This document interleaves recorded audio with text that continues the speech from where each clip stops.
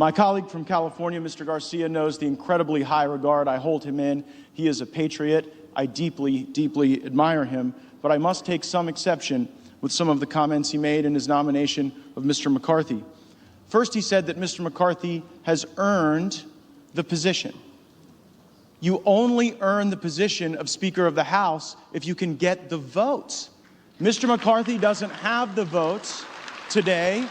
He will not have the votes tomorrow, and he will not have the votes next week, next month, next year. And so one must wonder, Madam Clerk, is this an exercise in vanity for someone who has done the math, taken the counts, and is putting this institution through something that absolutely is avoidable?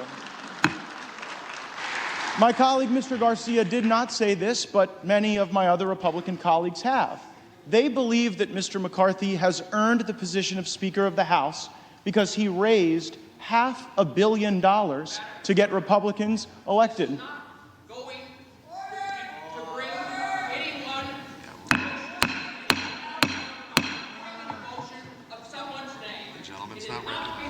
The gentleman is not recognized.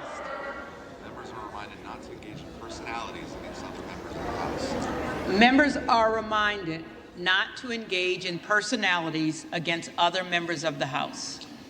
Several believe that one earns the position of Speaker by raising enormous sums of money, and there is no doubt that the individual that was nominated by Mr. Garcia is the LeBron James of special interest fundraising in this town. There is nobody better, but I would suggest that there are qualifications for Speaker that are far more important. There are attributes that are far more important. Jim Jordan has those, and I am submitting his name for nomination at this time.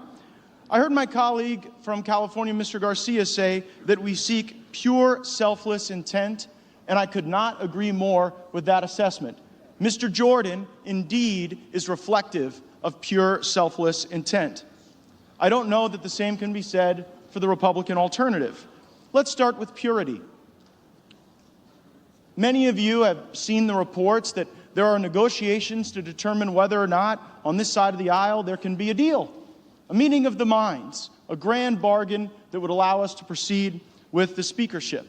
And I want all of my colleagues to know, regardless of your perspective on me, how impure some of those negotiations have gone. And I want the country to know. The principal goal of the people who are objecting to Mr. McCarthy on the Republican side is that we don't believe the rules of this place unlock the potential of all of the members to be able to cast votes on individual bills and to offer amendments on appropriations acts. And we're also concerned about spending that has ballooned our debt and borrowed against the future generations of American citizens. And Mr. McCarthy said, well, goodness, to the objectors, a lot of you want to be on the Oversight and Judiciary Committee, and you never submit your names to be on the Rules Committee or the Appropriations Committee. And so, gosh, if you'll get a list of folks who are willing to come early on fly-in days for rules, and folks who are willing to take on the extra burden of our appropriators who work so hard, then I'll certainly work to do that. And so we endeavored in good faith, in pure good faith, to create that list. And then what did Mr. McCarthy do? He went out to the media and came to other members of the conference and said, see, they just want jobs for themselves. That is not pure. Selflessness. Selflessness is not selling shares of yourself to the lobby corps and then doing their bidding at the expense of the American people. But there certainly is intent. And it's an intent driven almost exclusively by personal ambition, and that ambition is paralyzing the House now. Madam Clerk, at this time, there is great trust in Mr. Jordan, and that's why I am nominating him, and there is insufficient trust in Kevin McCarthy. There are some who have been objecting to Mr. McCarthy who are working on perhaps changes to the rules, changes to circumstance that would convert the speakership from the great, awesome, powerful position it is now to more of a ceremonial position, almost akin to the Speaker in the British House of Commons. I referred to it previously as a straitjacket that some of us were trying to construct with better rules and better personnel because we do not trust Mr. McCarthy with power, because we know who he will use it for, and we are concerned it will not be for the American people.